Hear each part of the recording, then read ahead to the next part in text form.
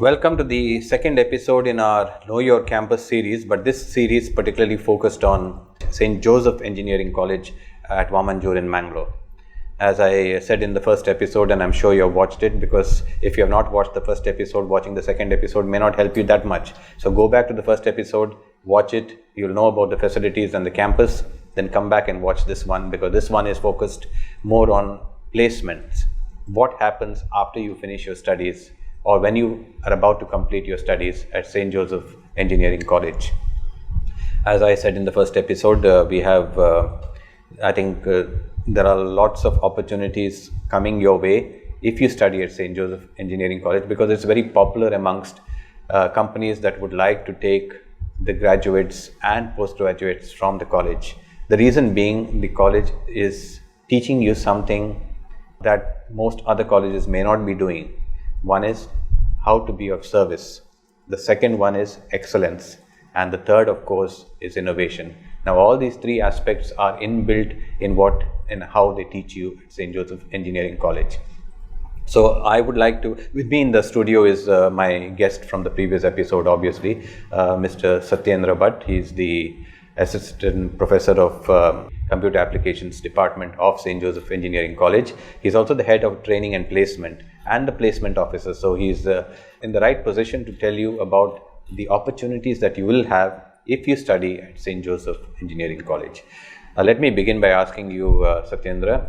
By the way, welcome to the show. Thank you. And let me just begin by asking you, which is the most preferred course that students try to take nowadays? I mean, things are changing since I think it started in 2002, and over a period of time, the focus has changed.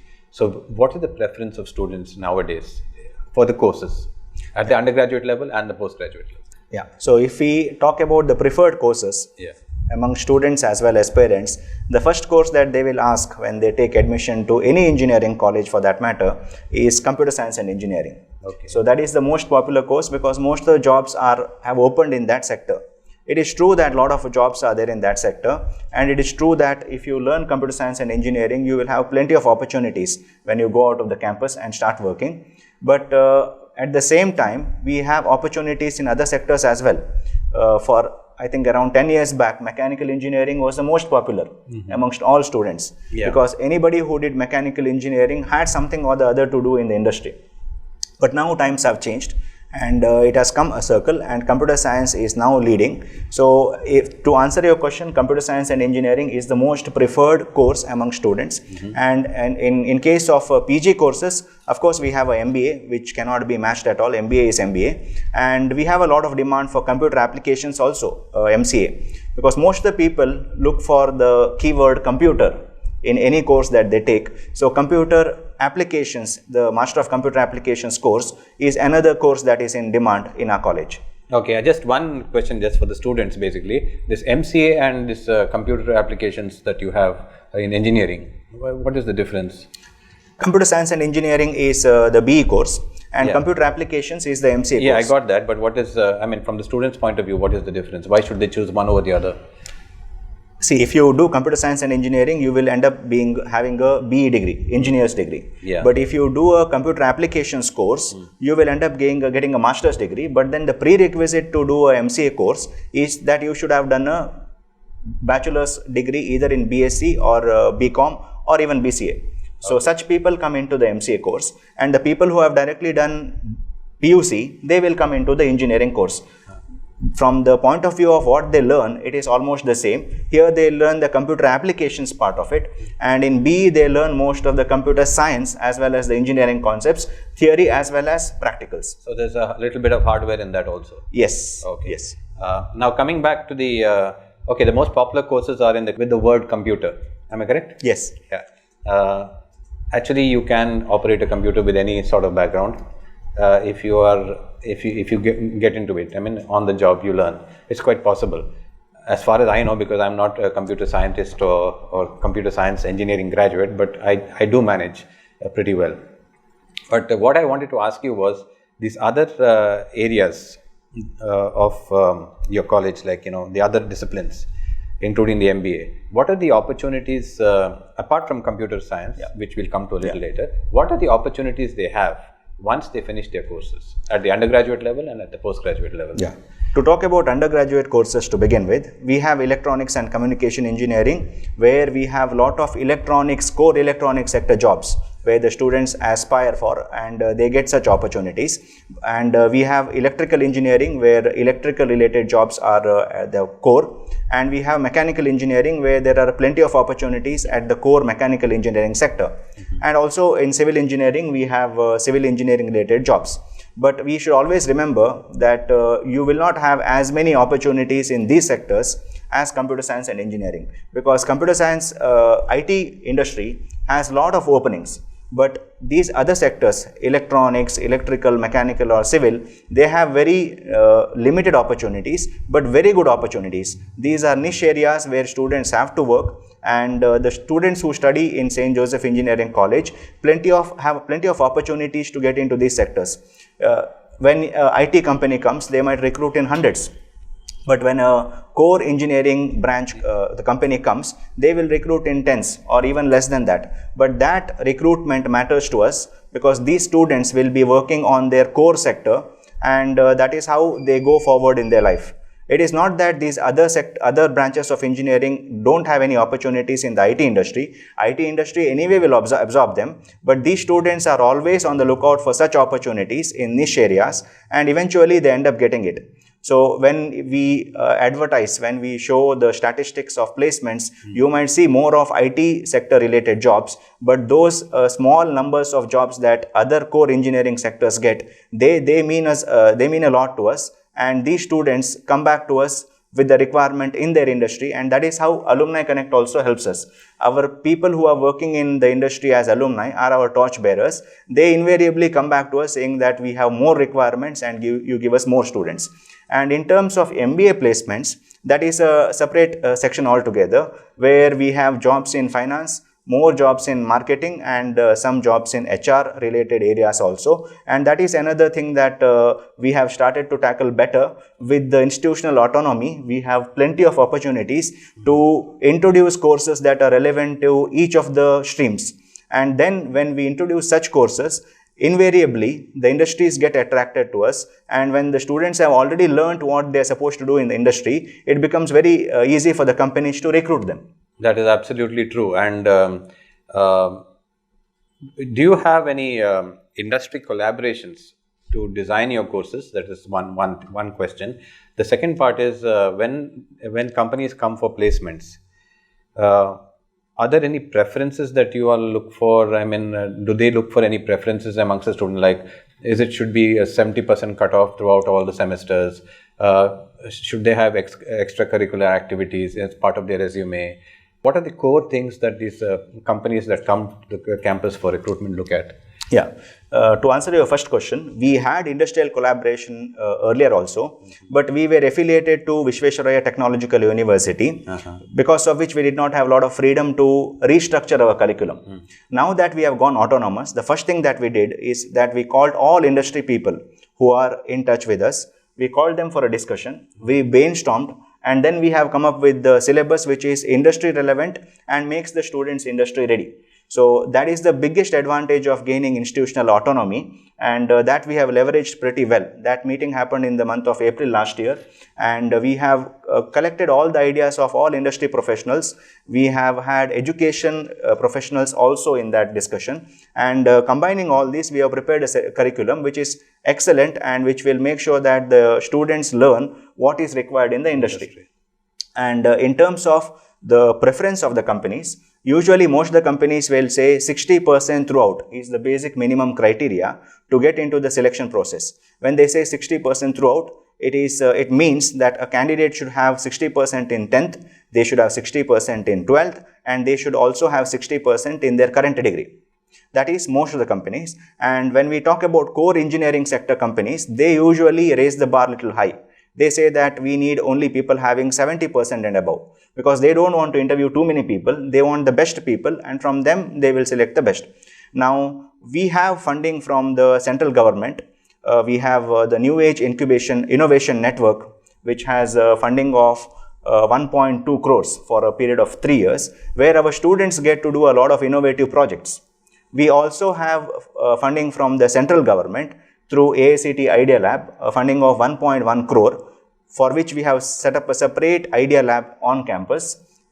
It's a very matter of great pride to us that we were one among the 49 institutions all over India to have got this funding from the central government, and we are one among the 5 colleges in Karnataka to have got this funding. It is a matter of great sense of achievement for us, and through this, students do a lot of hands-on projects.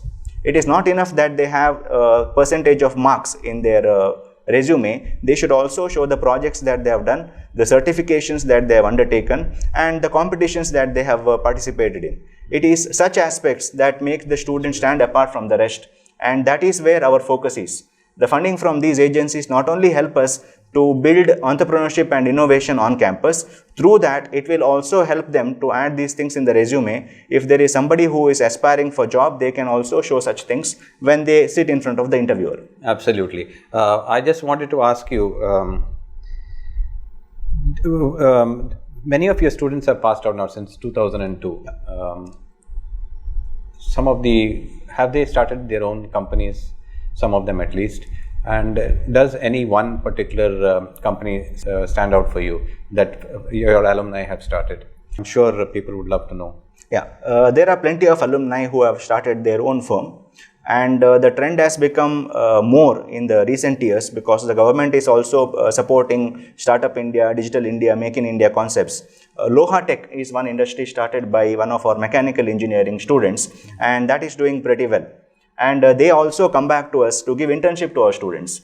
So when our own students come back to us from their company, there are better opportunities to learn for our students. There are better opportunities to get into such industry-oriented projects. So that is one of the companies that I would like to mention, but there are plenty of companies that the students have recently started. Now they are getting stabilized. I think it will require 1 or 2 years for the students to excel in the industry and the companies. And to add to that, we have startup facilities on campus as well.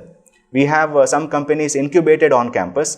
To name one, Solic is one electrical automation related company which is doing pretty well, and they get the projects from the government sector as well, and they are incubated on campus. You mean to say that the students themselves started on campus and yes, the manufacturing is done on campus and then sent out? It is not the manufacturing part. They have an office here, but then the manufacturing and other things are done outside. But then the office is located on campus, and this is a company started by our alumni who have passed out a couple of years back, and they also take recent students to work on their projects, and that is how our students become better. Okay. So I think innovation, entrepreneurship, I think is something that everybody is focusing on nowadays, and I'm really happy about it because India needs that. I mean, our manufacturing has dipped, our innovation and R&D has dipped, and I think that's the focus that we need to undertake. And I think SJEC is doing a great job in that, like some of the other engineering colleges. But I think SJEC stands out because it is focusing entirely on their students and how they can make them better to serve the nation better. Thank you very much. But before I close, just one more question. What are the top companies that come to your campus every year for recruitment? Just name a few. Yeah. To talk about top companies, in terms of numbers, we get very good numbers from TCS, Infosys, Cognizant, and most of the IT giants. And in terms of core engineering sector, we have Bosch, we have L&T, we have Schneider Electric, and we have plenty of companies who select from core engineering branches also. Before we close, I just wanted to throw some light on the training that we give on campus. Please. It is not just enough that we get companies to campus. We need to make sure that the students are well trained and they are ready when eventually the companies come. Academic related training is one aspect. Other than that, we have a lot of aptitude training sessions for them. We give technical training, we give soft skills training, and under autonomous structure, we have created a separate vertical called industry oriented training in each semester. So we run it from 1st to 6th semester, so that by the time the student comes to 7th semester, he has been trained on all aspects that are related to the industry and he is ready for employment. So now our first batch of autonomous students have come in, and we are delivering industry oriented training on problem solving skills. because we find that most of the times it is difficult for the students to understand what the problem is. Unless you know what the problem is, the solution that you give may not be apt. So that is one thing that we have done, and through our AICTE Idea Lab, we have started skill development courses also. Along with industry oriented courses, we are also, one more vertical is focusing on skill development courses, and we believe that all these are critical ingredients of training that we give to our students, which will mold them and which will make them overall holistic individuals who are employable and are industry ready. So campus to corporate, I think they are already ready, and straight away the industries are ready to come to the campus and take them straight into their industry. Just in the lighter vein, maybe you need to perhaps conduct a small passing out course on office politics. Yeah. Given that situation now that SJEC is in, it's a wonderful place to actually study your engineering or business administration. Once you finish your PUC, please look at it carefully, because I think it's a very, very good opportunity for you to develop yourself personally and be a good human being and be a good engineer. Now that combination is very difficult to find. So do look it up at their website, sjec.ac.in. Yes. And you could chat with them, you could get in touch with Satyendra Bhatt. He is always there to help you out. And definitely in the long run, you will be a better citizen and a better engineer and of course a better human being. Thank you for watching, and I wish you all the best in your future. And thank you very much, Satyendra, for joining us on this Know Your Campus episode. We'll get in touch with you again for the next episode with some other college, but right now focus on SJEC. Thank you very much.